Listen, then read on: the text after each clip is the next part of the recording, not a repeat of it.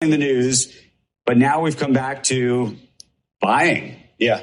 I mean, look, the verdict's in, right? Wall Street doesn't just like Bitcoin. They love Bitcoin. If you think of these assets, there's been over 5,500 ETF launches in history. Never have we had a fund get to $3 billion in AUM in the first 30 days. BlackRock and Fidelity both just did it. So two for the first time in history.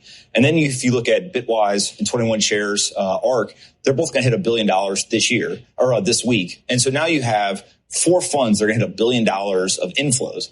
But the most interesting part of this is the inflows. I mean, these funds are doing $500 million a day of net inflows, but there's only 900 Bitcoin that is actually coming into the daily incoming supply. And so when you look at that, that's like $40 to $45 million.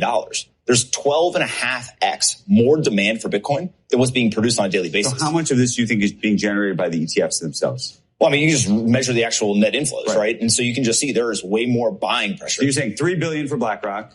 There's $4 billion now for BlackRock, 3.5 for Fidelity. Oh. And then you've got Bitwise and 21 Shares will both hit about $1 billion this upcoming week. Total valuation, though, of Bitcoin, $1 trillion. The market cap is $1 trillion. So isn't this a de minimis issue or no? Now, here's where it gets really interesting. Most of these things aren't trading. 80% of all Bitcoin in circulation has not moved in the last 6 months. You have only about $200 billion is actually tradable. And so that means that these ETFs sucked up 5% of the entire tradable supply of Bitcoin in 30 days. I mean, Bitcoin has become Wall Street's favorite asset.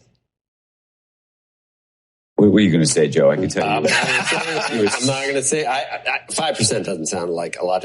Here's what I'm 30 thinking. days? It used to take a lot for someone to invest in Bitcoin. Yes. It's real easy right now. And I don't know. Are we going to 90,000 in a year?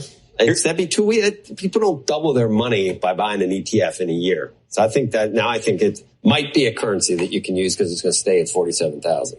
Well, look, the world is changing for sure. I mean, last year, the NASDAQ was up 50%, right? And so there's definitely these big moves that happen in the traditional markets. Bitcoin, obviously, is that on steroids. But the other thing that's now starting to happen, Fidelity just came out and they've got a fund. It's an all-in-one fund out in Canada. And they're going to put 1% to 3% of that fund into the Bitcoin ETF. And so what you're going to start seeing is not just direct inflows into the Bitcoin ETFs. You're going to start seeing them putting Bitcoin into all of their funds because it, from a risk reward standpoint, drastically improves the performance of these portfolios. And they're going to start to realize if I'm lagging indicators, if I'm lagging performance, if I put a little bit of Bitcoin, 1% to 3% into this portfolio, it's going to enhance the returns. Bitcoin, I think it might be good if it stayed at 47,000 for a year because then people wouldn't worry about buying a pizza that's worth a Mercedes 2 years from now. The joke in the Bitcoin community is the real Bitcoiners want the price to stay low so they can accumulate more of it, right? But obviously, when you have this much demand, the price got to go up. A year from now, it's where? It's much higher. I think that if this continues, if we have 12.5 times more demand than we do incoming daily supply,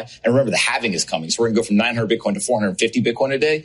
I mean, this thing's going back to its all-time high. It's pretty much guaranteed at this point. What's that other thing called, Becky, whenever we talk about the halving?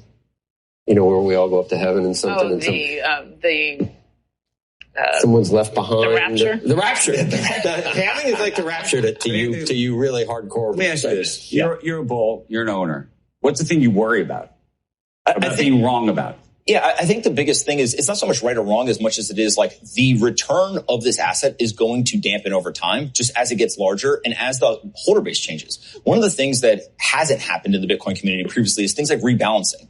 And so when you all of a sudden give financial advisors an asset, and let's say you have a 1% allocation and it goes to 5%, you're going to sell. You're going to rebalance that portfolio. And so when the holder base is changing, you have to understand that the return profile will come down. And so if you think that you're going to buy Bitcoin and it's going to help you retire, those days probably are behind. But what it will do is outperform stock. But then you're not in the camp of the Kathy Woods $500,000 million base case Bitcoin valuation issue. Because, by the way, if that's true, then you can retire.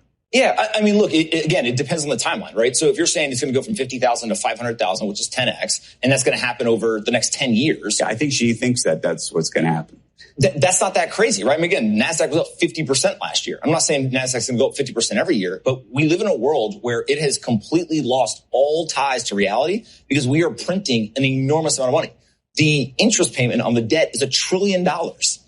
Right? It was a video game number. And so in that world, how much are these assets worth when the denominator is just being debased away?